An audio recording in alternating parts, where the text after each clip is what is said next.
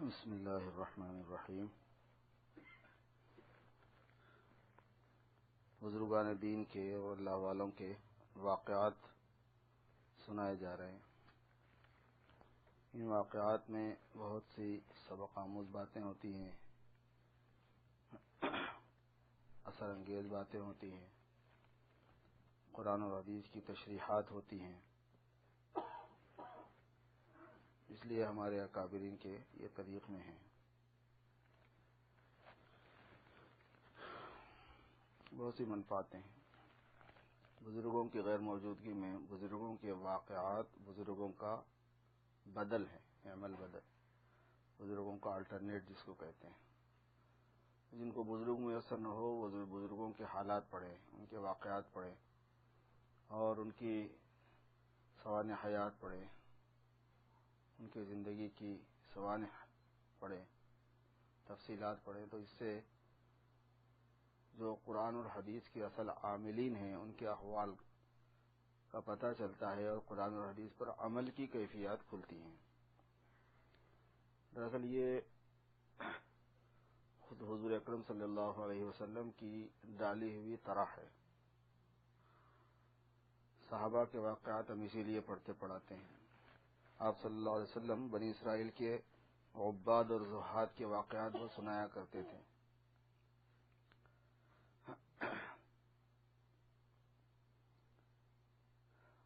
جو پچھلی کتابوں کے جو عاملین ہیں، پچھلی کتابوں کے نیک متقی لوگوں کے جو واقعات ہیں وہ خود حضور صلی اللہ علیہ وسلم نے سنائے ہیں، تو اس قرآن اور حدیث پر عمل کرنے والوں کے جو واقعات ہیں اور قرآن و حدیث کے ذریعے سے اللہ تعالیٰ تک پہنچنے والے، ان سے تعلق پیدا کرنے والوں کے جو واقعات ہیں اس میں کتنا اثر نہیں ہوگا۔ بقیہ یہ کہ قرآن اور حدیث میں یہ واقعات نہیں ملیں گے، اس لیے کہ یہ تو قرآن و حدیث پر عمل کرنے والوں کے واقعات ہیں جو بعد میں ظہور پذیر ہوئے، جو بعد میں پیدا ہوئے۔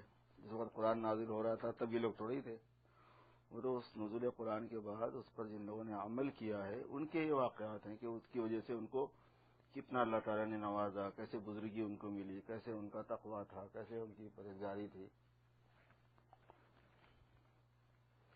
شاہ عبد الرحیم صاحب ولایتی کی حکایات۔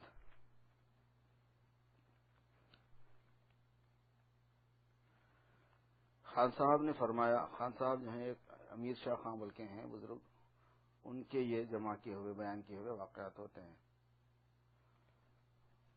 کہ اسی جگہ اور ذرا سی بات لکھانا چاہتا ہوں، مفصل قصہ کسی اور جگہ لکھواؤں گا۔ وہ مفصل حکایت 147 میں مذکور ہے۔ شاہ عبد الرحیم صاحب ولایتی سے کسی نے کہا کہ آپ تو بڑے کمال کے آدمی ہیں اور صاحب باطن اور کمال باطن میں سید صاحب سے گھٹے ہوئے نہیں ہیں بلکہ بڑے ہوئے ہیں، پھر آپ سید صاحب پر اس درجہ کیوں مٹ گئے کہ آپ بھی مرید ہوئے اور اپنے مریدوں کو بھی ان سے مرید کرایا؟ اس کے جواب میں شاہ صاحب نے فرمایا کہ یہ سب کچھ ہے مگر ہم کو نماز پڑھنی اور روزہ رکھنا نہ آتا تھا۔ سید صاحب کی برکت سے نماز پڑھنی بھی آ گئی، روزہ رکھنا بھی آ گیا۔ حضرت شاہ عبد الرحیم ولایتی بڑے بزرگ گزرے ہیں، پھر یہ سید صاحب سے جا کے سید احمد شہید سے بیعت ہو گئے تو اس پر فرما رہے ہیں۔ احقر یہ سمجھائے، حضرت تھانوی رحمۃ اللہ علیہ کا اس پر حاشیہ ہے کہ ہمیں نماز پڑھنا نہیں آتی تھی کہ کیا مطلب تھا۔ احقر یہ سمجھایا کہ عبادت کے کمال کی جو حقیقت ہے ان تعبد اللہ کانک تراہ، کہ اللہ کی عبادت ایسی کرو گویا کہ تم اللہ کو دیکھ رہے ہو، اس میں سید صاحب کی صحبت سے قوت بڑھ گئی۔ سید صاحب کی یہ نسبت خاص زیادہ قوی ہوگی، وہ دوسرے احوال باطنیہ پہلے سے ممکن ہے کہ ان میں سید صاحب سے بھی زیادہ قوی ہوں، ان میں شاہ عبد الرحیم ولایتی۔ چنانچہ احقر نے ثقات سے سنا ہے، ثقات نے بھروسے والے لوگوں سے، کہ دونوں بزرگ ایک دوسرے کی طرف ہو کر کیفیات اور نسبت کا مبادلہ کرتے تھے، ان کی کیفیت ان کو دیتے تھے، ان کی کیفیت ان سے لیتے تھے۔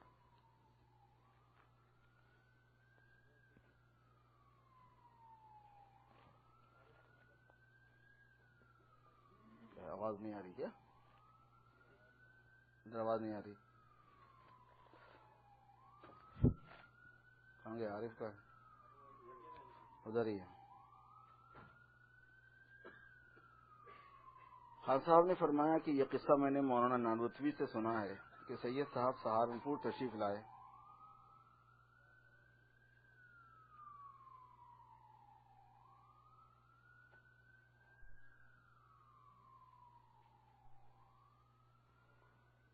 سید صاحب سہارنپور تشریف لائے تو بوبنی کی مسجد کی طرف کو نکلے. اس زمانے میں شاہ عبد الرحیم صاحب ولایتی رحمۃ اللہ علیہ اس مسجد میں رہتے تھے. جب آپ مسجد کے نیچے تشریف لائے تو آپ نے فرمایا کہ کیا اس مسجد میں کوئی بزرگ رہتے ہیں؟ ہمراہیوں نے عرض کیا کہ ہاں حضور، ایک بزرگ رہتے ہیں. سید صاحب یہ سن کر مسجد میں تشریف لے گئے اور حجرے میں جا کر کواڑ لگا لیے. جب باہر نکلے تو سید صاحب ہنستے ہوئے نکلے اور شاہ عبد الرحیم صاحب روتے ہوئے نکلے. اسی قسم کے 2 یا 3 جلسے اور ہوئے کہ سید صاحب ہنستے ہوئے اور شاہ عبد الرحیم صاحب روتے ہوئے نکلے. چوتھے یا 5ویں جلسے میں سید صاحب اپنی حالت پر نکلے اور شاہ صاحب روتے ہوئے نکلے. اس کے بعد شاہ عبد الرحیم صاحب سید صاحب سے بیٹھ ہوئے. یہ قصہ بیان فرما کر مولانا نانوتوی نے فرمایا کہ اول کے جلسوں میں جو سید صاحب ہنستے ہوئے اور شاہ صاحب روتے ہوئے نکلے تو اس کی وجہ یہ تھی کہ سید صاحب کی نسبت شاہ صاحب پر غالب تھی اور شاہ صاحب کی نسبت سید صاحب پر. اور آخر مرتبہ جو سید صاحب اپنی حالت پر اور شاہ صاحب روتے ہوئے نکلے تو اس کی وجہ یہ تھی کہ سید صاحب کی نسبت کو غلبہ ہو گیا تھا. یہ ان لوگوں کے اپنے معاملات ہیں.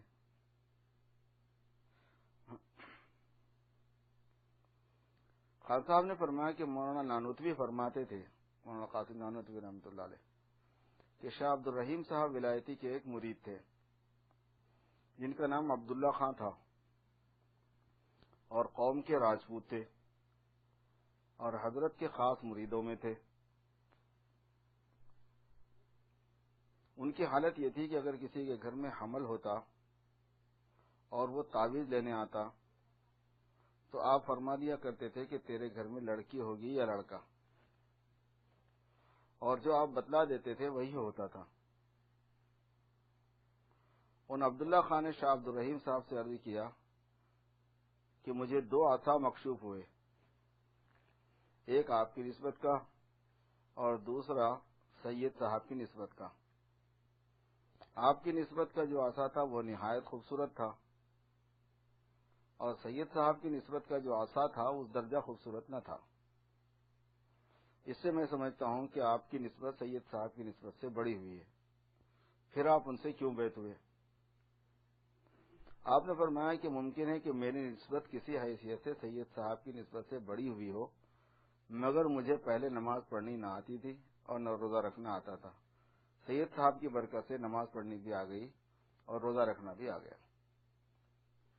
مولانا گنگوہی اس روایت کو یوں بیان فرماتے تھے کہ عبداللہ خان نے ایک روز شاہ عبد الرحیم صاحب سے عرض کیا کہ میں نے آپ کی اور سید صاحب کی نسبتوں کی طرف توجہ کی تو آپ کی نسبت میں نور اور چمک دمک معلوم ہوئی اور سید صاحب کی نسبت میں اندھیرا. اور یہ بات بیان فرما کر مولانا گنگوہی نے فرمایا کہ بھائی ہم تو کچھ نہیں جانتے، مگر جب حاجی صاحب کے یہاں اس قصے کا ذکر آیا، حاجی امداد اللہ صاحب کے یہاں، تو حاجی صاحب نے فرمایا کہ سید صاحب کی نسبت میں ذات بحت کی تجلی تھی اور ذات بحت کی تجلی میں اندھیرا ہوتا ہے.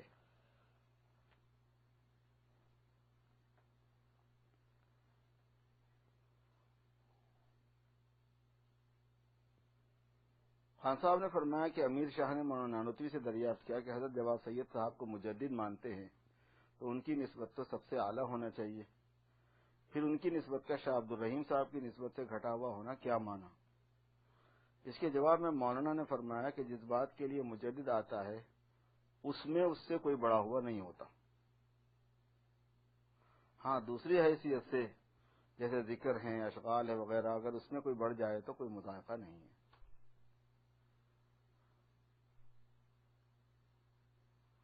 اس کے بعد خان صاحب نے فرمایا کہ میں نے مولانا گنگوہی کی روایت اور مولانا نانوتوی کی روایت دونوں کو حاجی صاحب کی خدمت میں پیش کیا. حاجی صاحب نے فرمایا کہ مولانا گنگوہی نے ضرور مجھ سے سنا ہوگا مگر مجھے یاد نہیں آتا. اور مولانا نانوتوی کی روایت کو سن کر فرمایا کہ مولانا نانوتوی کی عبداللہ خان سے بہت دوستی تھی، ممکن ہے کہ انہوں نے مولانا سے واقعہ بیان کیا ہو، مگر مجھے یہ بھی یاد نہیں۔ اس کے بعد خان صاحب نے فرمایا کہ حاجی صاحب نے بھی اس واقعے کی نسبت ایک تقریر فرمائی تھی، مگر نہ وہ تقریر بعینی مجھے یاد رہی نہ اس کا ماحصل۔ اتنا خیال آتا ہے کہ آپ کی تقریر دونوں روایتوں کی مؤید تھی، نہ کہ مخالف۔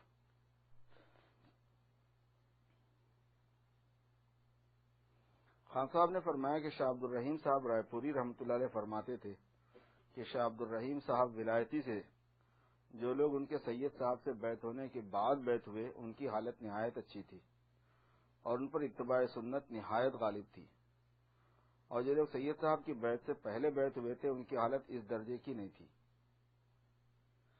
نیز مولانا رائے پوری نے فرمایا کہ جب شاہ عبد الرحیم صاحب سید صاحب سے بیعت ہو چکے تو اس کے بعد وہ ساڈورا تشریف لے گئے، جگہ کا نام ہے۔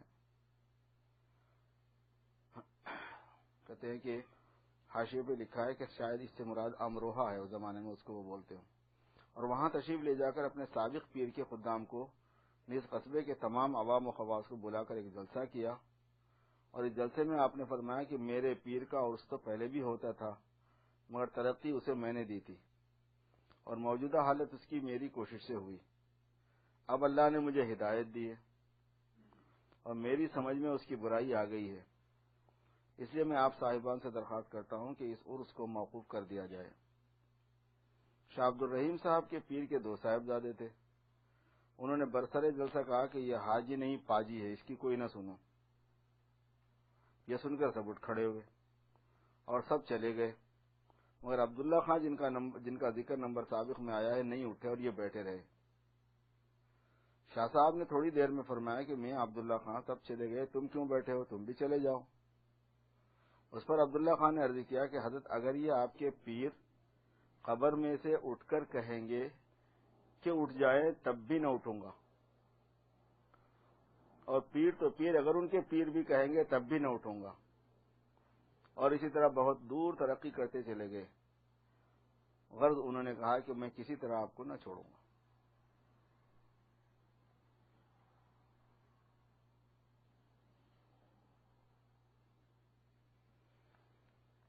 ایک دن ارشاد فرمایا، اضافہ احقر ظہور الحسن، حضرت کے ایک عزیز تھے مولانا ظہور الحسن صاحب، ہم لوگوں سے ہم لوگ ان کے پاس جاتے تھے، بڑے خوبصورت آدمی تھے، خانقاہ کے ذمہ دار تھے، خانقاہ اشرفیہ کے، حضرت کے بھانجے یا کچھ ہوتے رشتے کے۔ ایک دن ارشاد فرمایا کہ حضرت حاجی صاحب شہید اور 2 شخص ان کے ہمراہ ہو کر امروہہ شاہ عبد الحادی صاحب کی خدمت میں بغرض بیعت حاضر ہوئے۔ 3 دن تک حضرت کے یہاں مسجد میں مہمان رہے۔ حضرت شاہ صاحب نے ان کے حال پر کچھ توجہ نہ فرمائی۔ شاہ عبد الحادی صاحب نماز کے لیے مسجد میں آتے اور فارغ ہو کر حجرے میں تشریف لے جاتے۔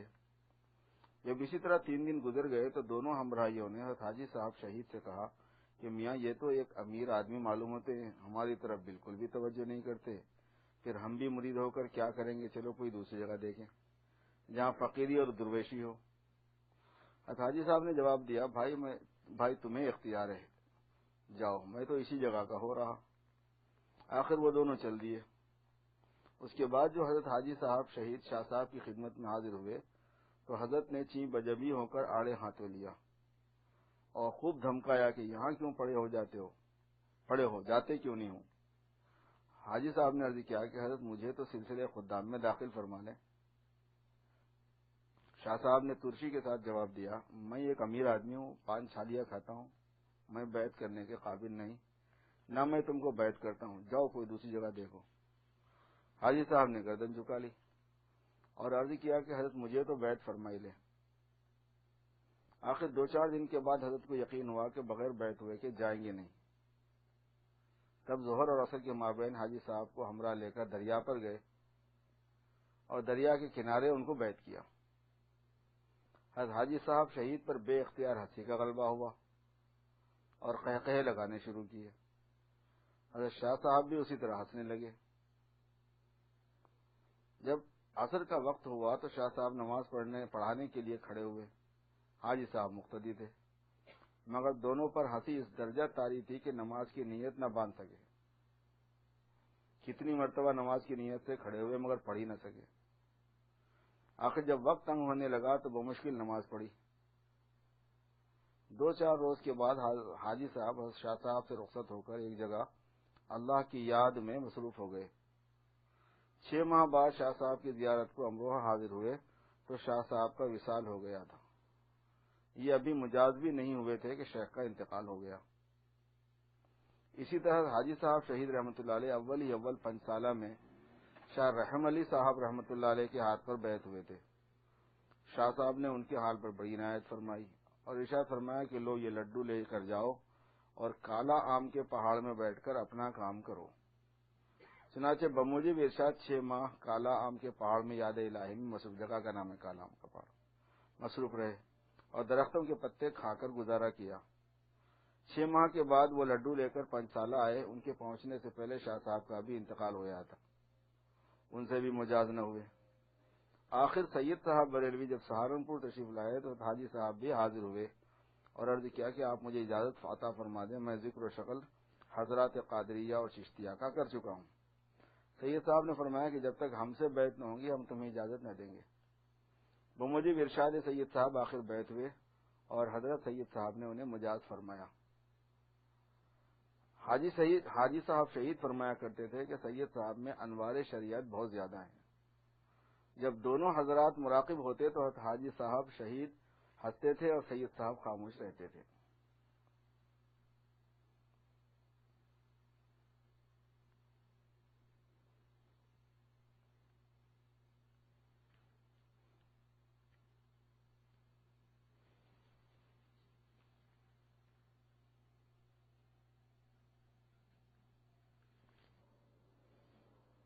حاجی امداد اللہ صاحب کے واقعات. خان صاحب نے فرمایا کہ ایک شخص پنجابی ڈاکٹر مکہ معظمہ گیا تھا. حافظ فلاں کی بیوی سے ان کا نکاح ہو گیا تھا. اس نکاح میں کچھ باتیں حاجی صاحب کی طبیعت کے خلاف بھی ہوئی تھیں اور یہ ڈاکٹر کچھ اچھا آدمی بھی نہیں تھا. چنانچہ میں اس کو مکہ جانے سے پہلے سے جانتا تھا. اس ڈاکٹر نے ایک مرتبہ گستاخانہ طور پر حضرت حاجی صاحب سے کہا کہ مجھے آپ کے اندر کوئی کمال نظر نہیں آتا. رہی آپ کی شہرت تو یہ مولوی رشید احمد صاحب، مولوی قاسم صاحب کی وجہ سے ہے. پھر مجھے حیرت ہے کہ مولوی رشید احمد صاحب اور مولوی قاسم صاحب آپ سے بیعت کس طرح ہو گئے. اللہ رے نفوس قدسیہ کہ اس کو سن کر ذرا تغیر نہ ہوا، یعنی کوئی برا نہیں مانا انہوں نے، اور مسکرا کے فرمایا کہ ہاں بھائی بات تو ٹھیک کہتے ہو، مجھے خود بھی حیرت ہے کہ یہ حضرات میرے کیوں معتقد ہو گئے اور یہ لوگ مجھے کیوں مانتے ہیں، مجھے خود بھی حیرت ہے.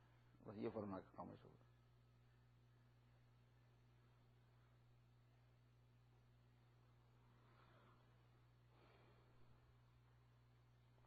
خان صاحب نے فرمایا کہ پھلاوا ضلع میرٹھ میں لاؤڑ کے قریب ایک مقام ہے. وہاں کے رہنے والے ایک شخص تھے جن کا نام مجھے یاد نہیں رہا. یہ صاحب حافظ عبد الغنی صاحب کے جو پھلاوا کے رہنے والے تھے اور مولوی احمد صاحب امروہی کے شاگرد ہیں. مولوی عبد الغنی صاحب کے دادا کے چھوٹے بھائی تھے اور رئیس بھی تھے. ان صاحب نے مجھ سے بیان فرمایا کہ جو بچہ بکری کا پیدا ہوتا تھا میں اس کی اون کتروا لیتا تھا. اس طرح میں نے اون جمع کروا کے حاجی صاحب کے لیے کملی بنوائی اور اس وقت تک میں حاجی صاحب کی زیارت سے مشرف نہ ہوا تھا بلکہ غائبانہ معتقد تھا. جب میں حج کے لیے گیا تو اس کملی کو اپنے ساتھ لے گیا. ایک جگہ ہمارا جہاز طغیانی میں آ گیا اور جہاز میں ایک شور برپا ہو گیا. میں چھتری پر تھا. وہاں سے اتر کر تتق کی جالیوں سے کمر لگا کر اور منہ لپیٹ کر ڈوبنے کے لیے بیٹھ گیا کیونکہ میں سمجھتا تھا کہ اب کچھ دیر میں جہاز ڈوبے گا. اسی اثنا میں مجھ پر غفلت طاری ہوئی. میں نہیں سمجھتا کہ وہ نیند تھی یا غم کی بدحواسی تھی. اسی غفلت میں مجھ سے ایک شخص نے کہا کہ فلانے اٹھو اور پریشان مت ہو، ہوا موافق ہو گئی ہے، کچھ دیر میں جہاز طغیانی سے نکل جائے گا اور میرا نام امداد اللہ ہے. مجھے میری کملی دو. میں نے گھبرا کر کملی دینی چاہی، اس گھبراہٹ میں آنکھ کھل گئی اور میں نے لوگوں سے کہہ دیا کہ تم مطمئن ہو جاؤ، جہاز ڈوبے گا نہیں، کیونکہ مجھ سے حاجی صاحب نے خواب میں بیان فرمایا کہ جہاز ڈوبے گا نہیں۔ اس کے بعد میں نے لوگوں سے پوچھا کہ تم میں سے کوئی حاجی امداد اللہ صاحب کو جانتا ہے، مگر کسی نے اقرار نہیں کیا۔ آخر جہاز طغیانی سے نکل گیا اور ہم مکہ پہنچ گئے۔ یعنی وہاں کوئی حاجی امداد اللہ نام کا تو نہیں تھا جس نے آ کے یہ بات کہی اور میں اس خیال میں ہوں، وہاں پہ کوئی تھا ہی نہیں، اور ہم مکہ پہنچ گئے۔ میں نے لوگوں سے کہہ دیا تھا کہ مجھے حاجی صاحب کو نہ بتلائیے، میں خود ان کو پہچانوں گا۔ کوئی مجھے بتائے نہیں کہ حاجی صاحب کون ہے، میں خود ان کو پہچانوں گا۔ جب میں طواف قدوم کر رہا تھا تو میں نے طواف کرتے ہوئے حاجی صاحب کو مالکی مصلی کے قریب کھڑے ہوئے دیکھا۔ پہلے 4 اماموں کے الگ الگ مصلی تھے، جب تک جو ہے نا حنفیوں کا اقتدار رہا سعودیہ پر، یعنی خلافت عثمانیہ رہی، ترکی کی خلافت رہی، اس میں یہ سب اہل سنت تھے اور حنفی تھے۔ یہ لوگ سب مسلکوں کا احترام کر کے ہر ایک کے امام الگ الگ رکھے تھے۔ شافعی لوگ شافعی امام کے پیچھے پڑے، حنفی کے پیچھے پڑے، مالکی کے پیچھے پڑے، حنبلی 4 امام ہوتے تھے، 4 نمازیں 4 طرف ہوتی تھی۔ سب کا احترام تھا، سب اپنے اپنے طریق پر صحیح نماز وہاں پڑھ پاتے تھے، کیونکہ بعض صورتوں میں ایک طریق پر ایک کی نماز ہوتی ہے، دوسرے طریق پر اس کی نماز ہوتی ہی نہیں وہاں پہ۔ اب جیسے رمضان میں اگر آپ وطر پڑھتے ہیں ان کے پیچھے، آپ کا وطر ہوتا ہی نہیں، آپ کے حساب سے وہ وطر ہو ہی نہیں سکتی، کیونکہ 2 رکعت پر سلام پھیرنے کے بعد میں نماز ختم ہو جاتی ہے، اور ہمارے پاس 3 رکعت سے پہلے سلام نہیں پھیر سکتے آپ، تو پھر ہم کو دوبارہ ہی پڑھنا پڑتا ہے کیسے۔ اور پھر دوسرے مسائل کے اندر کتنی بے احتیاطیاں ان کے مسلک میں ہمارے مسلک میں پائی جاتی ہیں۔ بعض مسائل ایسے ہوتے ہیں جس میں افضل اور خلاف افضل کی بات ہے، بہتر ہے کہ آپ ایسا کر لیں، بہتر ہے کہ آپ ایسا نہ کریں۔ ان مسائل میں اختلاف مسالک سے کوئی زیادہ فرق نہیں پڑتا۔ آمین زور سے بول لیں، آہستہ بول لیں، زور سے بولنا ان کے پاس افضل ہے، آہستہ بولنا ہمارے پاس افضل ہے۔ اگر کوئی آہستہ بولے تو ان کے پاس گناہ نہیں ہے، اگر کوئی زور سے بولے تو ہمارے پاس گناہ نہیں ہے۔ کچھ ایسے اختلافات ہوتے ہیں، کچھ ایسے اختلاف ہوتے ہیں کہ مسئلہ حلت و حرمت کا ہے، جائز ناجائز کا ہے، صحیح غلط کا ہے، فساد عدم فساد کا ہے۔ ایک کے حساب سے نماز فاسد ہو جاتی ہے، ایک کے حساب سے نہیں ہوتی، وہاں کیسے نبھاؤ گے؟ وہاں مسلط کرنا دوسرے پر اپنا مسلک، یہ تو زیادتی ہے، ان لوگوں نے کیا ہوا ہے زیادتی ہے۔ اور کوئی بھی آدمی ہمیشہ نہیں رہتا وہاں، تو جب ان کا اقتدار نہیں رہے گا دوسرا آئے گا تو پھر ان پہ زیادتی ہوگی، پھر تو جیسے کو تیسا ہوتا ہے معاملہ، کماتا دین تو دانو، جیسا کرو گے ویسا بھرو گے، فائدہ کیا اس میں؟ انصاف نہیں ہوتا ہو۔ خیر، یہ اس پر مجھے یاد آ گیا کہ جب میں طواف قدوم کر رہا تھا تو میں نے طواف کرتے ہوئے حاجی صاحب کو مالکی مصلی کے قریب کھڑے دیکھا اور دیکھتے ہی پہچان لیا، کیونکہ ان کی شکل اور لباس وہی تھا جو میں نے خواب میں دیکھا تھا۔ صرف فرق اتنا تھا کہ جب میں نے جہاز میں دیکھا تھا تو اس وقت آپ لنگی پہنے ہوئے تھے اور اس وقت پاجامہ۔ میں نہیں سمجھتا تھا کہ اتنا فرق کیوں تھا۔ خان صاحب فرماتے ہیں کہ میں نے یہ وجہ بیان کی کہ جہاز کو طغیانی سے نکالنے کے لیے لنگی ہی مناسب تھی، اس لیے آپ نے لنگی پہنے دیکھا تھا۔ سن کر وہ بہت خوش ہوئے۔ اس کے بعد انہوں نے فرمایا کہ میں طواف سے فارغ ہو کر حاجی صاحب سے ملا اور کملی پیش کی اور جہاز کا قصہ عرض کیا۔ آپ نے فرمایا کہ بھائی مجھے تو خبر نہیں۔ حاجی صاحب کو سامنے جب کہا کہ میں نے یہ قصہ دیکھا ہے تو انہوں نے فرمایا کہ بھائی مجھے تو خبر نہیں، اللہ تعالیٰ بعض اوقات اپنے کسی بندے کی صورت سے کام لے لیتے ہیں۔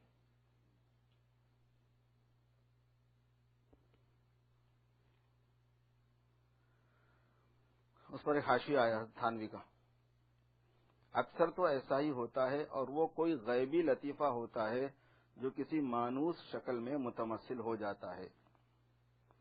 اس قسم کے واقعات جو ہو جاتے ہیں تو وہ اللہ تبارک و تعالیٰ کے صفات کا کوئی اثر ہوتا ہے، اس کو لطیفہ غیبی کہتے ہیں، جو کسی مانوس شکل میں متمثل ہو جاتا ہے اور کبھی خبر بھی ہو جاتی ہے اور بطور کرامت کے، مگر اس کی کوئی یقینی پہچان نہیں، زیادہ مدار اس بزرگ کے قول پر ہے وہ بھی جبکہ کسی مصلحت سے وہ اخفا نہ کریں. اب یہ کہ حضرت حاجی صاحب نے اخفا کرنا چاہا بات کا، یا یہ کہ واقعتاً ایسا ہوا کہ ان کو خبر نہیں ہوئی اور لطیفہ غیبی ہے حاجی صاحب کی شکل میں نمودار ہو کے ایسا واقعہ پیش آیا. یہ دونوں چیزیں ممکن ہیں.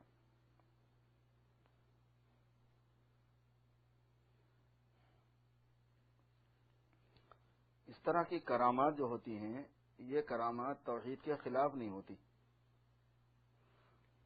اصل بات یہی ہوتی ہے کہ یہ جو تصوف کی مجلس عام نہیں کرتے اس کی وجہ بھی یہی ہوتی ہے کہ اس میں جو باتیں آتی ہیں اگر آدمی کو پہلے سے بزرگوں کی صحبت حاصل نہیں ہے اور ضروری دین حاصل نہیں ہے اس کو کنفیوژن ہو جاتا ہے اس کو بہت. ابھی یہ کیا ہے، یہ توحید کے خلاف ہے، وہ شرک کے خلاف ہے. وہ بزرگ تھے جو پہلے لڑکی ہے یہ لڑکا ہے بتا دیتے تھے. تعویذ دینے آئے تو بولتے تھے کہ تجھے بیٹی ہوگی، یہ تجھے بیٹا ہوگا. اب قرآن شریف میں تو ہے کہ پیٹ میں کس کے کیا ہے سوائے اللہ کے کسی کو نہیں معلوم. ان کو کہاں سے معلوم ہو جاتا تھا بھائی؟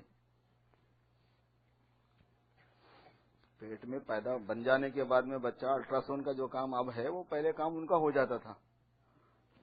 الٹراساؤنڈ سے جو چیز پہلے دیکھ لی جاتی تھی بغیر الٹراساؤنڈ، اس زمانے میں بغیر الٹراساؤنڈ کے دیکھ لیتے تھے وہ لوگ. تو بات پوری نہیں سمجھی ہوئی ہوتی بندے کی، اس لیے اشکالات ہو جاتے ہیں. اور پھر وہ جو ہے کہ جس وقت رحم مادر میں بچہ منتقل ہو رہا ہے تب نہیں معلوم کسی کو کہ کیا منتقل ہو رہا ہے. وہ تو ان کو ہی معلوم ہے کہ کون سی چیز دیا جانا طے کیا جا رہا ہے اس کو. پھر دوسری بات یہ ہے کہ وہ صرف ایک بات نہیں ہے لڑکا یا لڑکی والی بات. وَيَعْلَمُ مَا فِي الْأَرْحَامِ کی جو آیت ہے وہ صرف اس ایک بات کے لیے نہیں ہے، یہ اس کا تعلق بہت سی چیزوں سے ہے. لڑکا ہے کہ لڑکی ہے، سعید ہے کہ شقی ہے، جنتی ہے کہ جہنمی ہے، مسلم ہے کہ غیر مسلم ہے، وہ سب چیزوں کو شامل ہے وہ آیت. اور ظاہر ہے کہ وہ ابھی بھی سب پردے راز میں ہوتا ہے. نیک بخت ہوگا کہ بدبخت ہوگا، مسلمان ہوگا کہ غیر مسلم ہوگا، جنتی ہوگا کہ جہنمی ہوگا، اس کا اندازہ کس کو ہو سکتا ہے. ایسے یہاں پر حضرت حاجی صاحب کی جو کرامت کا واقعہ پیش آیا یہاں پر، تو کرامات جو ہوتی ہیں اصل میں اس میں اللہ تبارک و تعالیٰ کی قدرت میں جو چیز ہوتی ہے کرامت میں وہ چیز ہو سکتی ہے. اللہ کی قدرت میں جو چیز ہے، اللہ جتنے قادر ہیں، کیونکہ کرامات میں فاعل اللہ ہی ہیں، بندہ نہیں ہوتا کرنے والا. کرامات میں کرنے والی ذات اللہ کی، فاعل اللہ ہی ہے. جب فاعل اللہ ہے تو اللہ جو کر سکتا ہے وہ کرامت میں ہو سکتا ہے. اور اللہ کی قدرت میں تو کوئی حد نہیں ہے، کوئی لمٹ نہیں ہے، کوئی محدودیت نہیں ہے، لہذا کچھ بھی ہو سکتا ہے. صرف یہ ہے کہ فرضی نہیں ہونا چاہیے، وہ اس کا کوئی ثبوت ہونا چاہیے، مطلب وہ مستند طریقے پر بات آ جائے ان میں. اور دوسری بات یہ ہے کہ قرآن و حدیث سے بالکل متصادم اور ٹکراتی ہوئی بات نہ ہو، جس کو علماء سمجھتے ہیں کہ ٹکراتی بھی ہے کہ نہیں ٹکراتی. کرامت توحید کے خلاف نہیں ہے بلکہ توحید کے بالکل فیور میں ہوتی ہے. کیونکہ کرامت نہیں ماننے والا آدمی توحید نہیں سمجھا ہوا ہوتا ہے، تبھی تو اللہ تعالیٰ کو محدود کر رہا کہ نہیں اللہ میں یہ نہیں کر سکتا. کرامات کا انکار اس بات کا انکار ہے کہ اللہ تبارک و تعالیٰ یہ نہیں کر سکتا. تو جس کی توحید میں گڑبڑ ہے وہ کرامت نہیں مانتا. لوگ سمجھتے ہیں کہ کرامتوں کو نہیں ماننا توحید کے موافق ہے، توحید کی بات ہے. یہ کیا سب شرکیات و کفریات، یہ کرامت وہ کرامت بولتے ہیں. کیوں نہیں مانتے بھائی؟ اللہ تبارک و تعالیٰ اس بات پہ قادر نہیں ہے کیا؟ پھر اس کی تفصیلات نہیں معلوم کہ بولتے اگر یہ چیز ہو سکتی تھی تو حضور صلی اللہ علیہ وسلم کے ساتھ ہونا تھا، فلاں کے ساتھ ہونا تھا. اس کی کوئی گارنٹی، اس کی کیا وہ ہے لازمی بات ہے کہ جو حضور پاک صلی اللہ علیہ وسلم کے ساتھ بات نہیں ہوئی وہ دوسروں کے ساتھ میں نہیں ہونا، یہ کیا بات ہوئی؟ اللہ تبارک و تعالیٰ کی قدرت کو ویسا بھی تو محدود نہیں کر سکتے آپ. پھر یہ کہ آپ کو پوری بات نہیں معلوم ہے. جو کچھ حضور صلی اللہ علیہ وسلم کے علاوہ دوسروں کے ساتھ بطور کرامت کے ہوتا ہے وہ حضور ہی کی کرامت ہوتی ہے. وہ عبادت پہ کتابوں میں لکھا ہوا ہے. کیونکہ امتی کے ساتھ میں جو بھی خرق عادت بات ہوگی جس کو کرامت کہتے ہیں وہ نبی کا معجزہ شمار ہوتا ہے. وہ حضور صلی اللہ علیہ وسلم کے معجزات میں سے. تو بہت سے معجزات وہ ہیں جو براہ راست حضور اکرم صلی اللہ علیہ وسلم کے دست مبارک پر ظاہر ہوئے، اور بہت سے معجزات وہ ہیں جو حضور صلی اللہ علیہ وسلم کے امتی پر ظاہر کیے گئے، جو آپ صلی اللہ علیہ وسلم کی اور بھی زیادہ بزرگی کی اور آپ کے اور زیادہ کمالات والے ہونے کی دلیل ہے کہ آپ کی امتیوں کے ساتھ یہ واقعات پیش آئے.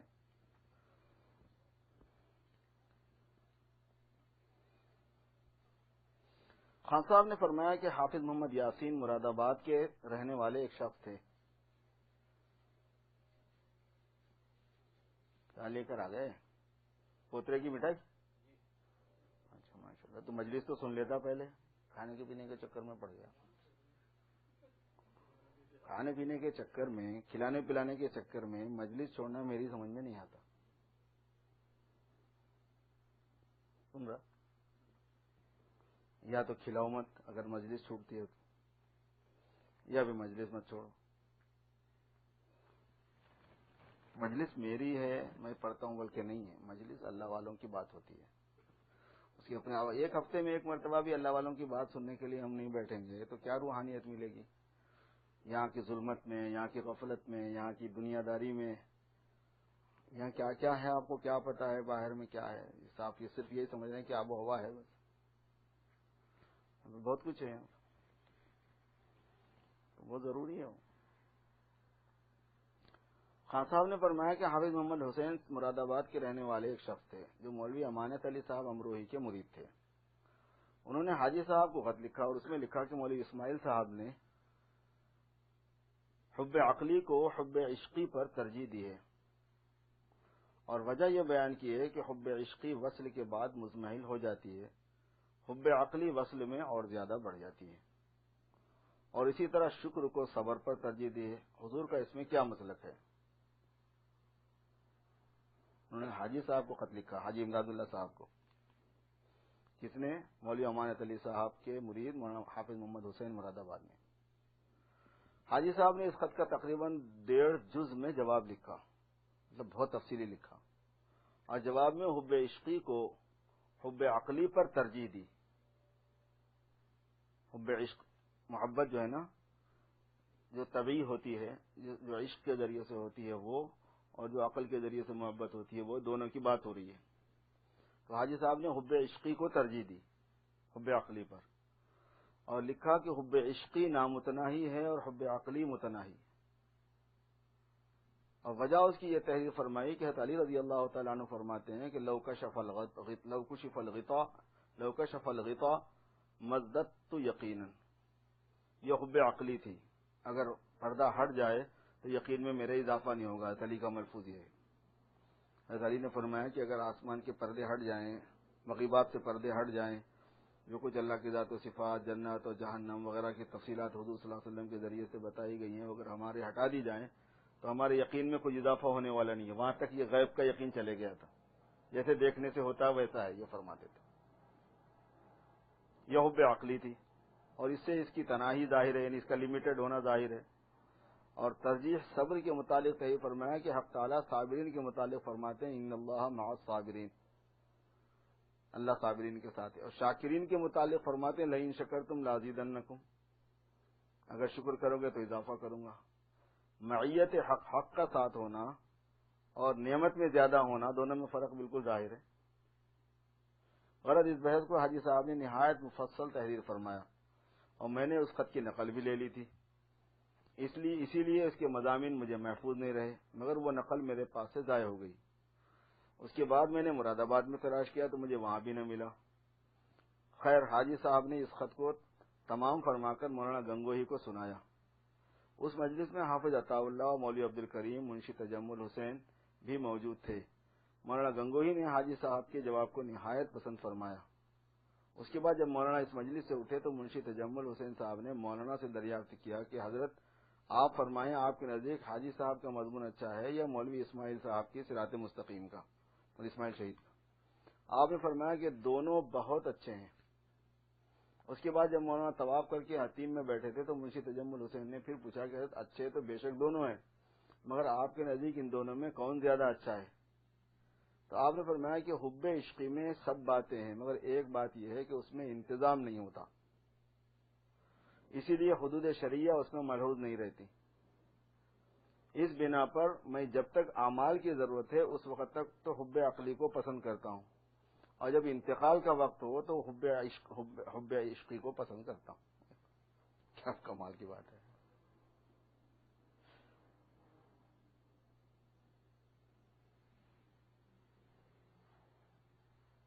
خان صاحب نے فرمایا کہ میں جب سفر حج کر کے مکہ مکرمہ حاضر ہوا تو ایک دن حسب معمول حضرت حاجی صاحب رحمۃ اللہ علیہ کے پاس دوپہر کے وقت حاضر تھا.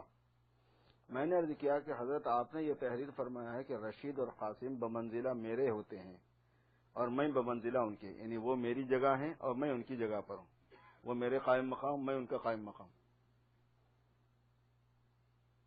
فرمایا کہ ہاں میں اس کے اظہار پر مامور تھا، اللہ تعالیٰ کی طرف سے مجھے اس کا حکم تھا کہ تم اس کو ظاہر کر دو، اس کو مامور ہونا کہتے ہیں. تب میں نے عرض کیا کہ حضرت پھر آپ ان دونوں کے خلاف کیوں کرتے ہیں؟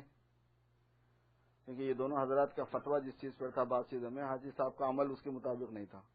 اس پر حضرت اٹھ کر بیٹھ گئے اور ہنس کر فرمایا تو سچ کہتا ہے، تجھے قائل کرنا خوب آتا ہے. اتنا بیٹھ کے خاموش ہو گئے. اور حاجی صاحب کو سارے مانتے ہیں، حاجی امداد اللہ صاحب مہاجر مکی کو دیوبندی بریلوی سارے مانتے ہیں، اور جن کے بارے میں حاجی صاحب یہ کہہ رہے ہیں کہ یہ دونوں میری جگہ پر ہیں بالکل، ان کو یہ لوگ کافر مانتے ہیں. عجیب تماشا ہوتا ہے.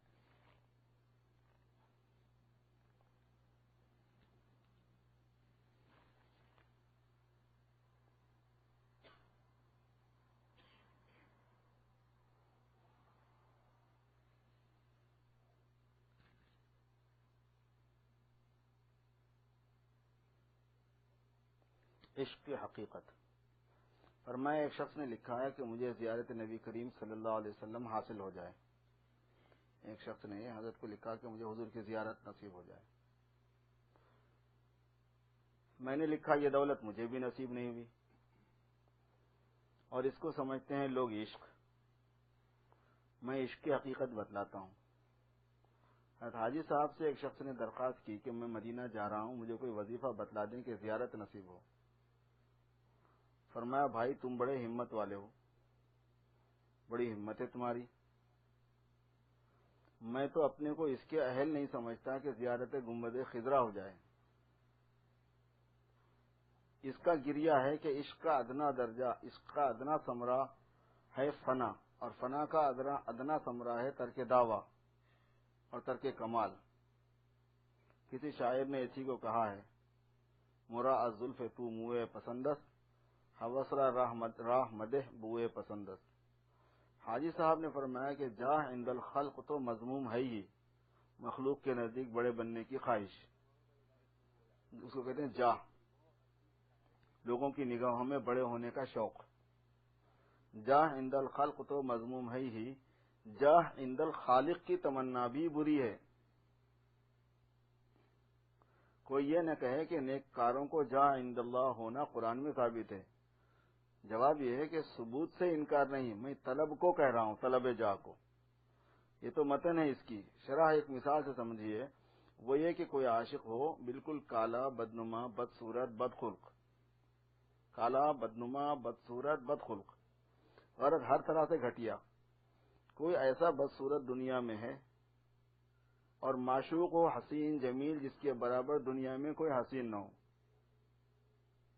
ابھی عاشق بیچارہ عاملوں سے تعویذ کراوے کہ کوئی ایسا عمل بتلاؤ جس سے یہ شخص مجھ پر عاشق ہو جائے،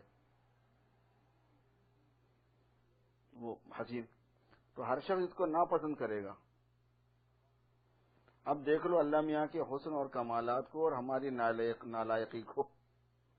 یہاں تو اگر یہ بھی کہہ دیں کہ مجھ کو تم سے محبت ہے تو گر جائے گا. ہم میں محب ہونے کی قابلیت ہی کہاں جو محبوب ہونے کی تمنا کریں.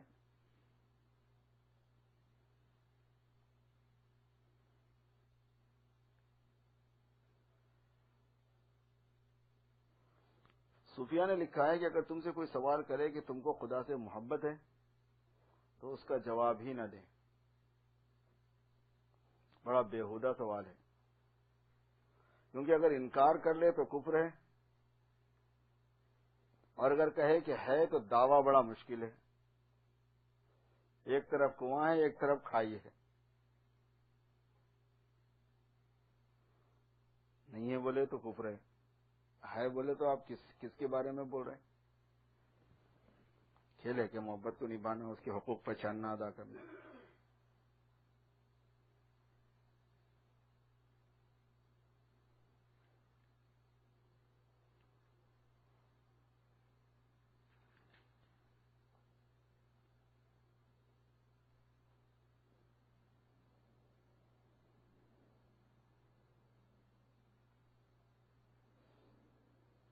ہر سوال کا جواب نہیں دینا چاہیے. ایک شخص نے کہا کہ مجھے ایک شخص نے سوال کیا کہ منکر نکیر دو شخص معین ہیں یا 9 ہیں؟ 9 قسم کو کہتے ہیں. ہر آدمی کے پاس 2 متعین ہیں جو منکر نکیر آتے ہیں، یا منکر نکیر نام کا ایک گروپ ہے پورا، جو کوئی 2 کسی کے پاس، کوئی 2 کسی کے پاس، کوئی 2 کسی کے پاس بھیجے جاتے ہیں. 9 اس کو بولتے ہیں. آپ کی گاڑی اور آپ کی گاڑی یہ 2 متعین چیزیں ہیں کہ آپ کے پاس یہ گاڑی ہے، آپ کے پاس یہ گاڑی جو ہے نا، یہ 9 ہے. یہ جتنی گاڑیاں ہیں پورے دنیا میں وہ 9 کہلاتی ہیں. تو یہ پوچھا کسی نے حضرت سے کہ وہ 2 شخص متعین ہیں منکر نکیر جو خبر میں آتے ہیں، یا 9 ہے یہ، یعنی گروپ ہے فرشتوں کا جو اس نام کے ساتھ، اس عہدے کے ساتھ منسوب ہے، معنون ہے اور وہ بھیجا جاتا ہے. فرمایا سوال کی غایت معلوم ہونا چاہیے، کیوں سوال کر رہے ہیں آپ؟ جب تک غرض معلوم نہ ہو جواب ہو ہی نہیں سکتا. اگر اس پر کوئی اشکال ہو تب تو جواب دوں گا. کچھ نہیں، لوگ فضولیات میں مشغول ہیں، کوئی کام نہیں. کل کو پوچھتا کہ منکر نکیر دونوں کے خط برابر ہیں یا ایک چھوٹا ایک بڑا ہے؟ حضرات صحابہ نے ایسا سوال کبھی نہیں کیا. کیا ان کو علم کا شوق نہیں تھا؟ ایک شخص نے پوچھا کہ عوام اگر بلا ٹکٹ سفر کریں،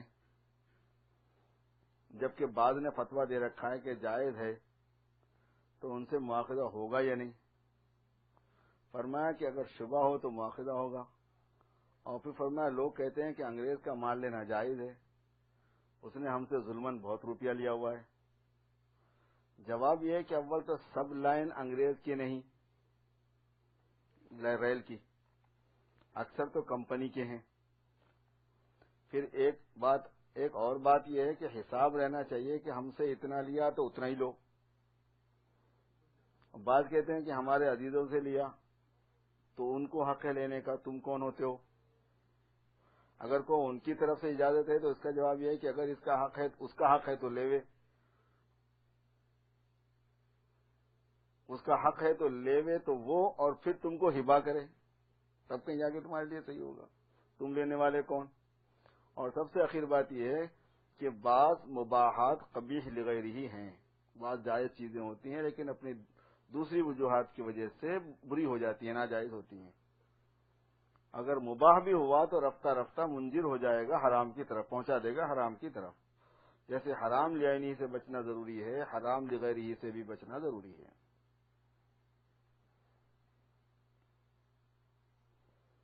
جس وقت ہندوستان کے بارے میں حضرت شاہ عبدالعزیز صاحب رحمۃ اللہ علیہ کا فتویٰ یہ چلا تھا کہ یہ دارالحرب ہے،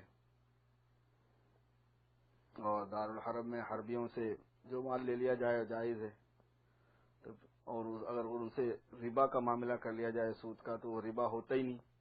ربا تو حرام ہے لیکن ان سے اگر ان کی رضامندی سے کچھ لے لیے تو وہ ربا نہیں ہے. جھگڑا یہ تھا اصل میں. تو فتویٰ دے دیے کہ بھئی ان سے اگر کوئی ربا کا معاملہ کر لے تو صحیح ہے. اب جناب والا مسئلہ یہ چلا کہ کچھ علماء اس کی مخالفت کی کہ ایسا نہیں کرنا چاہیے، کچھ علماء نے اجازت دے دی اس کی کہ ایسا کر سکتے ہیں. تو کچھ لوگوں نے یہ کیا کہ اس عمل کو کرنا شروع کر دیا کہ سودی معاملہ ان سے کرنے لگے، اور ان کو یہ سمجھا دیا گیا تھا کہ یہ سودی معاملہ ہوتا ہی نہیں. وہ ان کے ساتھ تو کر رہے تھے لیکن انہوں نے کاروبار ہی وہ بنا لیا، پیسے دینا سود پہ لینا، پیسے دینا سود پہ لینا، وہ عادت بن گئی. اب اگر کوئی بھی سود پہ قرضہ لینے کے لیے آئے تو وہ دینے لگے، چاہے وہ غیر مسلم ہو، کوئی کالا گورا ہو، یہ مسلمان ہو. سمجھ میں آ گئی بات؟ اب دھیرے دھیرے ابھی تک ایک قوم ہندوستان میں ایسی رہتی ہے جو مسلمان اپنے کو کہتی ہے، جو بیسٹ کرتی ہے سود پر، یہودیوں کی طرح سے ان کی زندگی سود پہ گزرتی ہے، اور نمازی ہوتے ہیں. ایسا ہوتا ہے. اور مسلمانوں سے بھی سود چل رہا ہوتا ہے، غیروں سے بھی سود چل رہا ہوتا ہے، سب سے ان کو عادت ہی سود کی پڑ گئی. فتوے میں اس کا بھی لحاظ ہوتا ہے کہ جو چیز جائز بھی ہے تو کہیں یہ ناجائز میں ڈالنے والی تو نہیں ہے، تو پھر اس سے بھی روک دیا جاتا ہے کہ بھئی یہ نہیں کر سکتے. پہلے تو جائز ہونے کی تحقیق اختلافی تھی وہاں پہ، وہی صحیح نہیں تھا وہ، پلس پھر یہ ہو گیا اوپر سے، کہاں سے اجازت دے دی جائے گی؟ ایسا ہوتا ہے.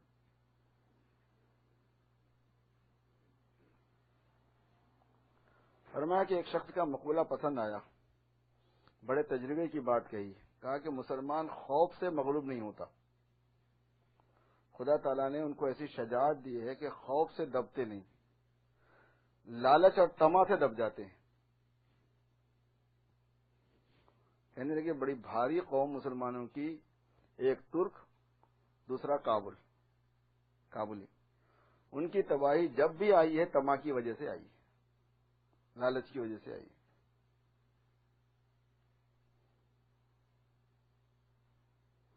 فرمایا کہ ہم میں اور کوئی صفت نہیں سوائے اس کے کہ آپس میں لڑیں، ایک دوسرے کو نقصان پہنچائیں، اس میں دنیا میں ہمارے برابر کا کوئی نہیں ہے، اور یہ راز ہے ہماری کمزوری کا.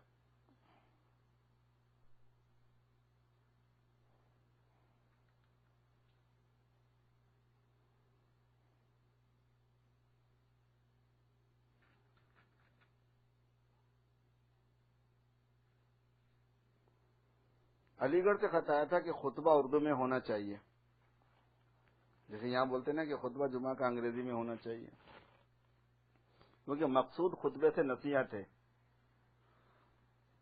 اور وہ بے اردو لوگ سمجھ نہیں سکتے. میں نے کہا میاں جگہ جگہ قرآن میں ہے ان ہوا الا ذکریٰ للعالمین، قرآن پاک سارے عالم والوں کے لیے نصیحت ہے. جب قرآن نصیحت کی چیز ہے تو اس کی رائے دو کہ قرآن بھی اردو میں پڑھیں. جب خطبہ نصیحت ہے تو وہ اردو کے بغیر سمجھ میں نہیں آتا، تو قرآن بھی نصیحت ہے تو قرآن کو اردو میں کیوں نہیں پڑھنا بھائی پھر نماز میں؟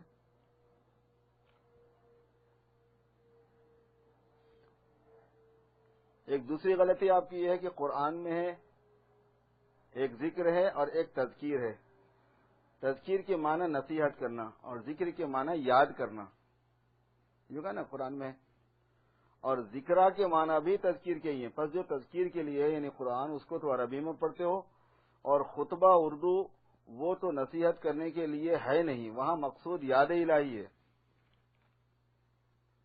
فرمایا کہ جو نصیحت کرنے کے لیے چیز ہے وہ بھی تم اردو میں نہیں پڑھتے، اور جو نصیحت کرنے کے لیے بلکہ لفظ نہیں بولا جا رہا عربی کا اس کو، بلکہ اس کو یاد کرنے کی، اللہ تعالیٰ کی یاد کے لیے جو لفظ بولا جاتا ہے وہ بولا جا رہا خطبے کے لیے، اس کو تم اردو میں پڑھنے کے قائل مطالبہ کر رہے ہو. یہ کہہ رہے ہیں حضرت قرآن تو عربی میں پڑھتے ہو جبکہ وہ تذکیر کے لیے، اور خطبہ اردو میں جبکہ وہ نصیحت کے لیے ہے بھی نہیں، یاد کے لیے اللہ کی، مقصود یاد الہی ہے. علاوہ ازیں ان کے گرو سر سید نے کہا، ناقل مولوی محمد حسین صاحب الہ آبادی ہیں، کسی نے لکھا تھا نماز میں قرآن اردو میں پڑھنا چاہیے. سر سید نے رد کیا کہ نماز سے خدا کی عظمت ظاہر مقصود ہے، اور عظمت جیسے عربی الفاظ سے ہوتی ہے کیونکہ اس کے الفاظ متین ہیں، ایسے کسی اور زبان میں ہوتا نہیں. تیسرے صحابہ کے زمانے میں فارس وغیرہ فتح ہوئے، اور صحابہ میں بعض فارسی بھی جانتے تھے، کسی نے سوائے عربی کی اور کسی زبان میں خطبہ نہیں پڑھا.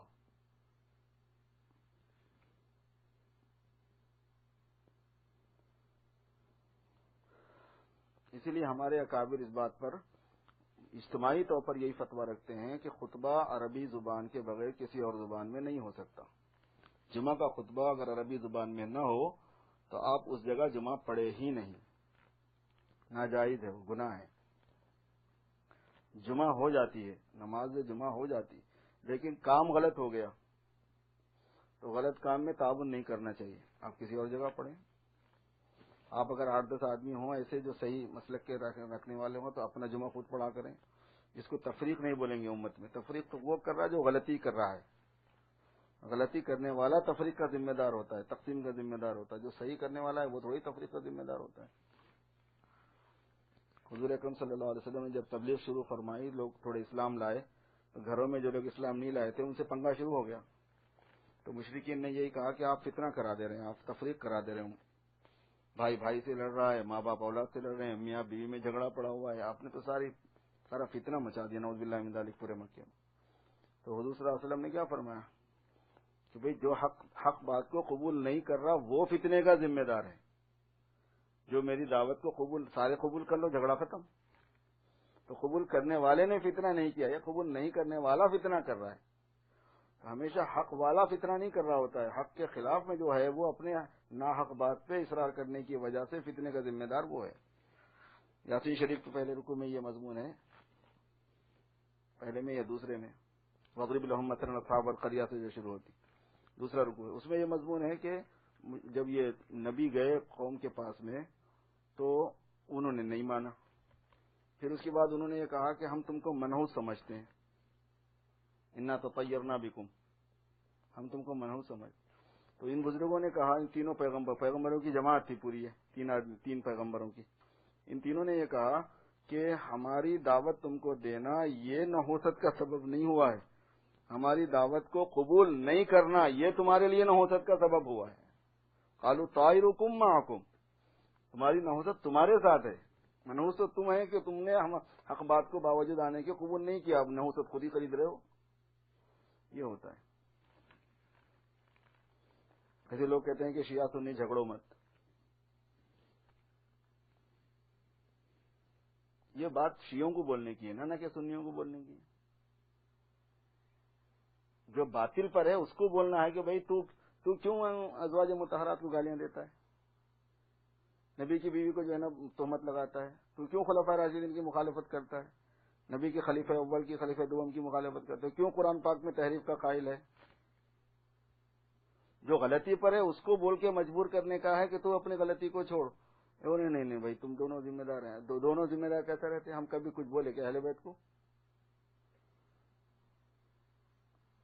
نہ تو ہم نے کبھی اہل بیت کے خلاف میں کبھی کوئی بات کہی، نہ امہات المومنین کے خلاف میں کوئی بات کہی. کون سی چیز ہے جس میں ہم نے ان کو ہرٹ کیا ہے؟ وہی ہمیشہ ہرٹ کرتے ہیں. تو جو غلطی پر ہے اس کو بولا جائے گا یا دونوں کو بولیں گے؟ بلکہ الٹا ان کو تو کوئی بولتا ہی نہیں، سنیوں کو ہی بولتے.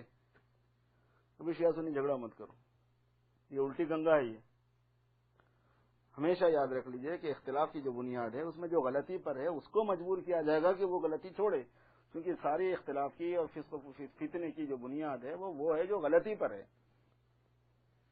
حتیٰ کہ علماء نے یہاں تک لکھا ہے کہ دو آدمیوں میں اگر اختلاف ہو جائے تو ایسا نہیں لڑنا بری بات ہے، بھائی چھوڑو جو ہٹو دونوں کا نہیں. پہلے یہ دیکھو کہ اس میں ظالم کون ہے، مظلوم کون ہے. مظلوم کی حمایت کرنا فرض ہے، ظالم کا ہاتھ روکنا فرض ہے. احقاق حق کر دو کہ بھائی تم غلطی پر ہے، تم سے غلطی نہیں ہوئی ہے. اس کے بعد دونوں میں اس کو معافی تلافی کرا دے کے اور اس کا حق دلا کے پھر دونوں کا دل صاف کراؤ، پھر مسافہ کراؤ، پھر وہ مسافہ جمتا بھی ہے، عمر بھر نبھتا بھی ہے. وہ ویسے تھوڑی جو ہے نا اختلاف دور ہو جاتا ہے. مت لڑ لو تو کیا نہیں لڑ لیتے، گلے ملا دے کے چھوڑ دیا تو کیا اس کی وجہ سے گلے مل جاتے ہیں لوگوں کے؟ نہیں ہوتا. وہ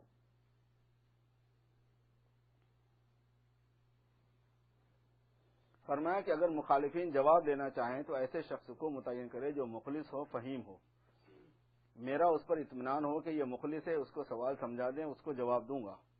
اگر کوئی بات ماننے کی ہو مان لوں گا. تازہ قصہ ہے، حضرت مولانا گنگوہی فرماتے تھے کہ مولوی یحییٰ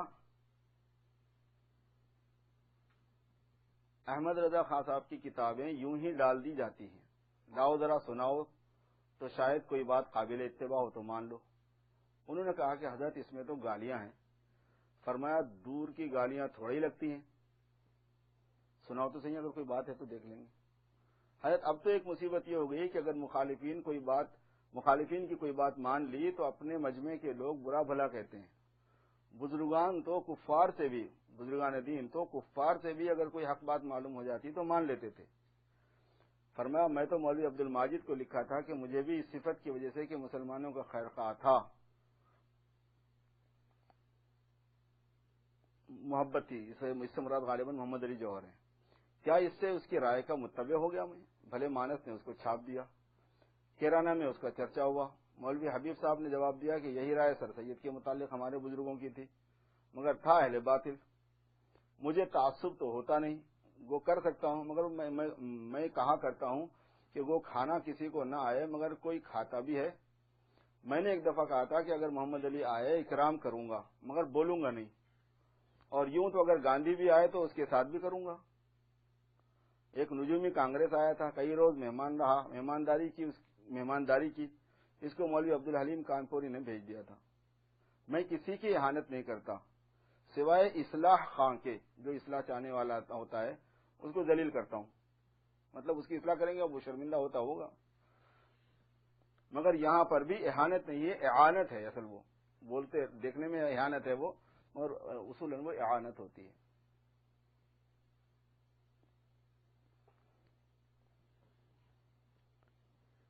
سر سید صاحب جو ہیں وہ ان کی دو حیثیتیں ہیں. ایک تو یہ ہے کہ انہوں نے علی گڑھ یونیورسٹی بنائی مسلمانوں کی ترقی کے لیے، تعلیم کے لیے، ایجوکیشن کے لیے. دوسرے یہ کہ اس کے ساتھ انہوں نے دینیات میں دخل دیا، اور جب دینیات میں انہوں نے دخل دیا تو کفریات بکے بے پناہ. ایسا ہے قصہ. وہ معجزات کے قائل نہیں تھے، وہ فرشتوں کے قائل نہیں تھے. ان کی تفسیر میں معجزات کی تعویل ہوتی ہے، کہتے ہیں کہ معجزے کی کوئی حقیقت نہیں ہے. معجزے کو کوئی آدمی انکار کر دے گا تو کہاں رہ جائے گا بھائی. اور تعویل بڑی عجیب و غریب قسم کی کرتے تھے وہ. جیسے اللہ تعالیٰ نے موسیٰ علیہ السلام سے کہا نا کہ اضرب بعصاک الحجر، اپنا عصا لے کے پتھر پہ مارو، اس میں سے پانی نکلیں گے. تو سر سید نے کہا کہ اس کا مطلب ہے کہ عصا کے سہارے سے پہاڑ پہ چڑھو، پہاڑ کے اوپر پانی ہے. آپ گئے تھے دیکھنے، پہاڑ پہ چڑھے تھے دیکھنے، خامخواہ کی بات تکا ہے. اور ایسا کرتے تھے وہ. فرشتوں کا ایسے انکار کیا، معجزات کا انکار کر دیا. ہر معجزے کی ایسی تعویل کرنا کہ جو لوگوں کے نزدیک عقلی ہو سکتی ہو، یہ تو غلط ہے. معجزہ ہے. تو بہت ایسی گڑبڑ انہوں نے کی تو وہ کفریات تک چلے گئی بات. وہ اس وجہ سے اہل حق جو ہے مذہب کے اعتبار سے اس آدمی کو غیر مسلم قرار دیتے ہیں. ویسے یہ کہ مسلمانوں کے ہمدرد تھے، بہت اخلاق والے تھے. حضرت تھانوی نے ان کے اخلاق کی بہت تعریف کی ہے، کہنے کہ فکری اعتبار سے آدمی گمراہ تھا لیکن اخلاق کا جواب نہیں تھا اس آدمی کا. بلند اخلاق کا آدمی تھا، اعلیٰ ذات تھا بہت. اور یہیں سے یہ بات سمجھ میں آتی ہے کہ کسی فن میں اگر اللہ نے کوئی خاص مہارت دی ہو، قابلیت دی ہو، تو دوسرے فن میں دخل دینے کی فکر نہیں کرنا، وہیں اپنی جگہ پہ رہنا. دوسرے میں شاگرد بننا ہے، شاگرد بن جانا. اب یہاں امریکہ میں پرابلم یہی ہوتا ہے کہ ایک آدمی کو اگر کسی نے کوئی ڈاکٹر ہے، کوئی انجینئر ہے، کوئی بڑا تاجر ہے، تو انہیں یہ سمجھتا کہ جب میں ڈاکٹر ہوں تو پھر میں مفسر بھی ہوں، جب میں ڈاکٹر ہوں تو پھر میں مسجد کا خطیب بھی ہوں، پھر میں تراویح پڑھانے کا اہل بھی ہوں، پھر میں عید پڑھانے کا اہل بھی ہوں، پھر میں اسپیچ دینے کا اہل بھی ہوں، پھر میں فتویٰ دینے کا اہل بھی ہوں. اس میں مسئلہ ہو جاتا ہے گڑبڑ، جو آدمی جس لائن کا ہے.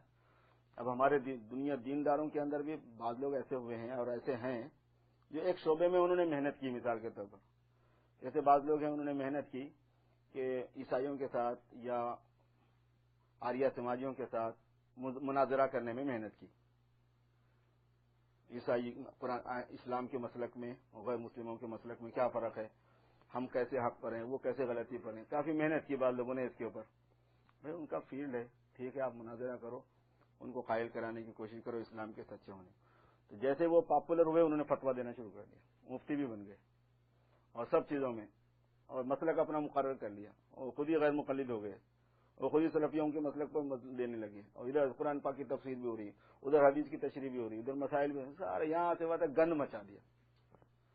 جو فیلڈ تھا اس میں ہی کام کرنے کے بجائے ذرا اس سے آگے بڑھ گئے، گڑبڑ ہو گئی. یہاں سے بات اس میں ہوتا ہے. ایسے ایک بہت بڑے صاحب تھے، انہوں نے اسلام کے اعتبار سے جو سیاسی شعور مسلمانوں میں نہیں تھا اس کو بیدار کرنے کی کوشش کی. اسلام میں سیاست بھی ہے، وہ تھوڑا سا پاپولر ہو گئے. اب جیسے وہ پاپولر ہوئے تو انہوں نے آؤ دیکھا نہ تاؤ دیکھا قرآن کی تفسیر کر دی، وہ مفسر قرآن بن گئے، پھر محدث بن گئے، پھر مفتی بن گئے، اور پھر قوم کی ساری ضرورتوں کی نمائندگی اور ترجمانی کرنے والے ہو گئے مذہبی لائن کی. وہ اس کا فیلڈ ہی نہیں تھا. پھر جو اس نے بےہودہ بکی ہیں باتیں اس میں جس کی کوئی حد باقی نہیں، کوئی لمٹ نہیں چھوڑی صحابہ کرام کی مخالفت میں، ان کو تان تشنی کرنے میں، دین میں قطر بونت کر دینے میں، مسائل کی تشریح غلط کرنے میں. پھر وہ طوفان بدتمیزی ہوئی ہے. سارا مسئلہ وہاں یہ ہے کہ جس فیلڈ کو آپ نے اختیار کیا تھا آپ اسی پر رہتے، بس آپ کو اس میں مہارت ہو جاتی اور اسی سے اللہ جو عزت دینا ہے وہ دے دیتا. وہ خواہ آدمی اس میں تلاش میں نکل جاتا ہے آگے.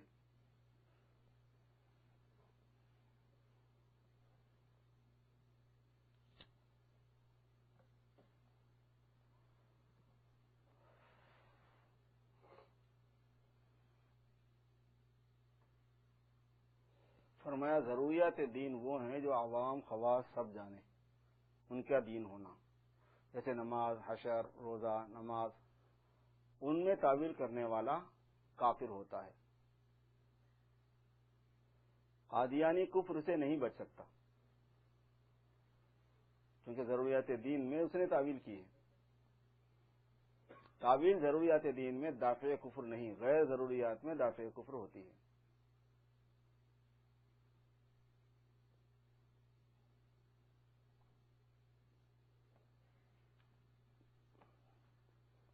حضور اکرم صلی اللہ علیہ وسلم سے جو بات دین ہے، دین میں سے ہونا ثابت ہے، اور پوری امت میں وہ بات جانی پہچانی ہے، علماء میں اور عوام میں بھی بہت حد تک، اس کو ضروریات دین کہتے ہیں۔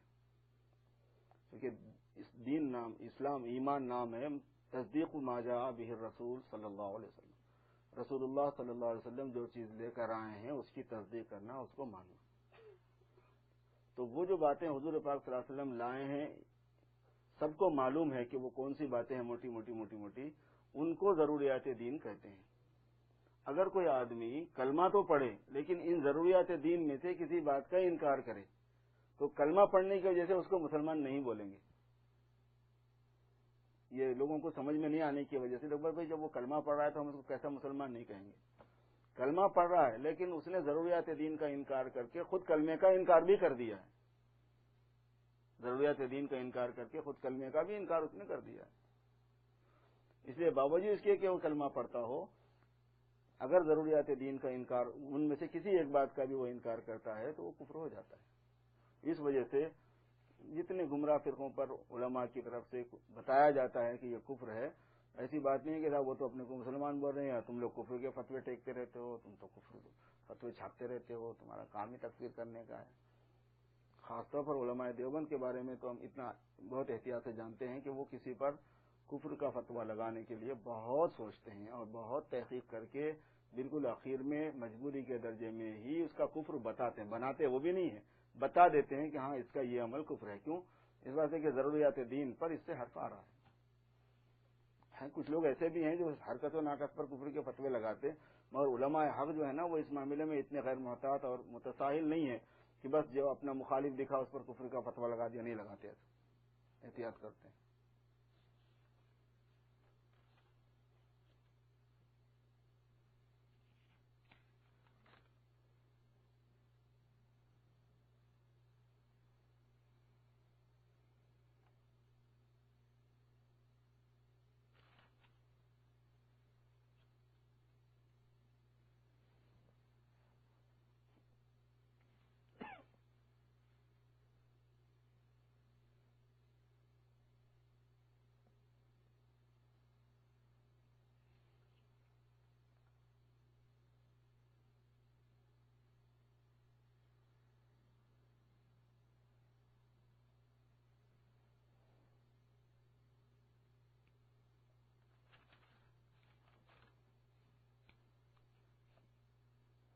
فرمایا نکات رنگین ہوتے ہیں اور علوم سادہ ہوتے ہیں۔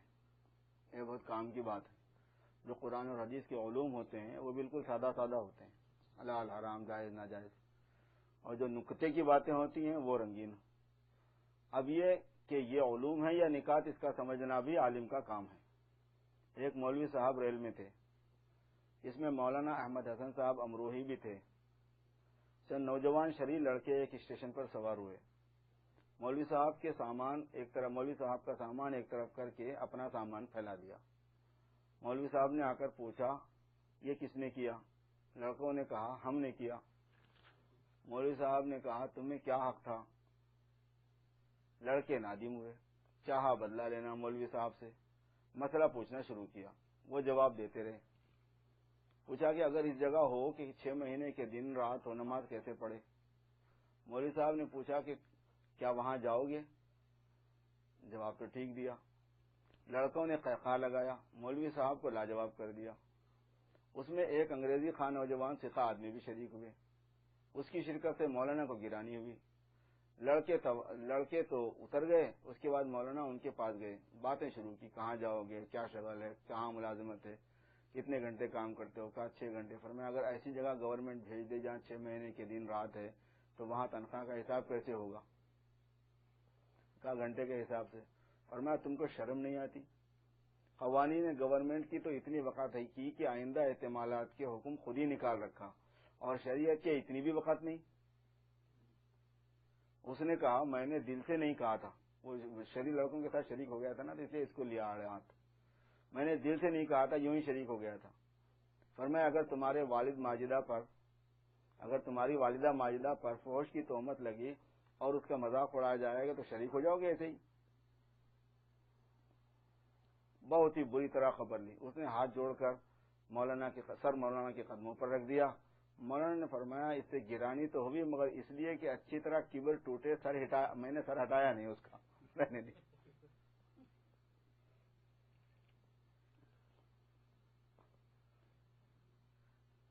اصل بات یہ ہے کہ جب دین پر کوئی حرف آ رہا ہو اور دین میں بے عزتی ہو رہی ہو تو آدمی کو برداشت نہیں کرنا چاہیے، نہیں کہ سب کے ساتھ باتوں میں خود بھی شریک ہو گئے۔ دین کی وقار اور دین کی عزت اور دین کی عظمت ہونا چاہیے۔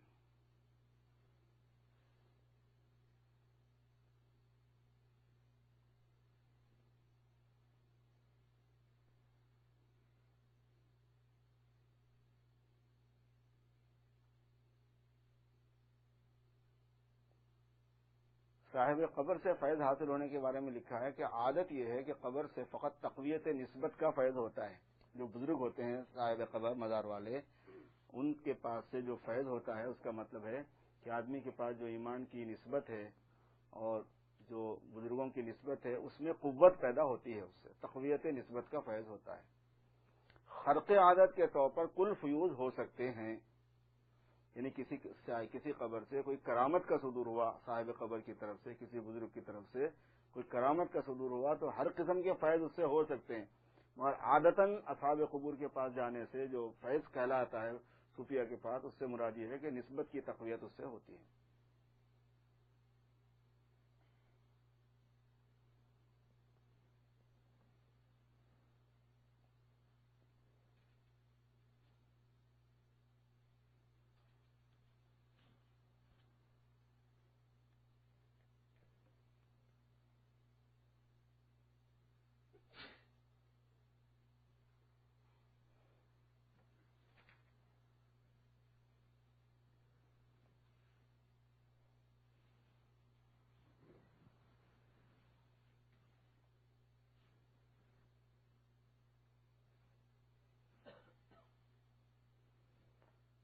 اللہ فرمایا کہ ولایت خاصہ کے لیے 2 چیزیں لازم ہیں، خاص اللہ تعالیٰ کے بزرگ محبوب بننے اور ولایت خاصہ حاصل ہونے کے لیے 2 چیزیں لازم ہیں، کثرت ذکر، اللہ تبارک و تعالیٰ کے ذکر کی کثرت، اور دوام طاعت، یعنی اللہ تبارک و تعالیٰ کی اطاعت کی پابندی۔ دوام کے معنی مواظبت، پابندی۔ تو جو آدمی میں دوام طاعت اور کثرت ذکر ہوگی اس کو اللہ تبارک و تعالیٰ کی نسبت خاصہ یعنی ولایت خاصہ حاصل ہوتی ہے۔ اللہ تعالیٰ ہم سب کو سرفراز فرمائے۔ اللهم صل على سيدنا مولانا محمد وعلى ال سيدنا مولانا محمد وبارك وسلم۔ ربنا ظلمنا انفسنا وان لم تغفر لنا وترحمنا لنكونن من الخاسرين۔ ربنا لا تزغ قلوبنا بعد إذ هديتنا وهب لنا من لدنك رحمة إنك أنت الوهاب۔ اللهم إنك عفو كريم تحب العفو فاعف عنا يا كريم۔ اللهم آت نفوسنا تقواها وزكها أنت خير من زكاها أنت وليها ومولاها۔ اللهم جنبنا الفواحش ما ظهر منها ما بطن، وبارك لنا في أسماعنا وأبصارنا وقلوبنا وأزواجنا وذرياتنا، وتب علينا إنك أنت التواب الرحيم، وجعلنا شاكرين لنعمتك مسلمين بها قابلها واتمها علينا۔ یا اللہ ہمارے گناہوں کو معاف کر دیجئے، اے اللہ ہماری اس مجلس کو قبول فرمائیے، اس میں برکت عطا فرمائیے، اے اللہ صحیح علم و عمل نصیب فرمائیے، غلط علم و عمل سے ہماری پوری حفاظت فرمائیے، اے اللہ قرآن و حدیث کی فہم عطا فرمائیے، یا اللہ بزرگوں کی نسبت نصیب فرمائیے، ان کی روحانیت عطا فرمائیے، اے اللہ آپ کی محبت اور آپ کا عشق، اس کا کچھ حصہ اپنے فضل و کرم سے نصیب فرما دیجئے، کرم کا، رحم کا، عفو و عافیت کا معاملہ فرمائیے، دنیا اور آخرت دونوں جہان کی سعادت عطا فرما دیجئے، دونوں جہان کی مصیبتوں پریشانیوں سے حفاظت فرمائیے، اے اللہ ہماری اولاد کو ہمارے لیے آنکھوں کی ٹھنڈک بنا دیجئے، سوہان روح بننے سے، سر کا درد بننے سے حفاظت فرمائیے، ان کو نیک صالح بنا دیجیے۔ اے اللہ ان میں تقوی پرہیزگاری پیدا فرما دیجیے، ہمارے اندر تقوی پرہیزگاری پیدا فرما دیجیے، ہمیں اپنے ماں باپ کی آنکھوں کی ٹھنڈک بنا دیجیے۔ یا اللہ روزی میں برکت عطا فرمائیے، قرضوں کو ادا فرما دیجیے۔ اے مولا کریم سہولت اور عافیت اپنے فضل و کرم سے نصیب فرما دیجیے، اپنے فضل و کرم سے ہماری دعاؤں کو قبول فرما لیجیے۔ وصلی وسلم وبارک علی سیدنا و مولانا محمد وآلہ واصحابہ اجمعین برحمتک یا ارحم الراحمین والحمد للہ۔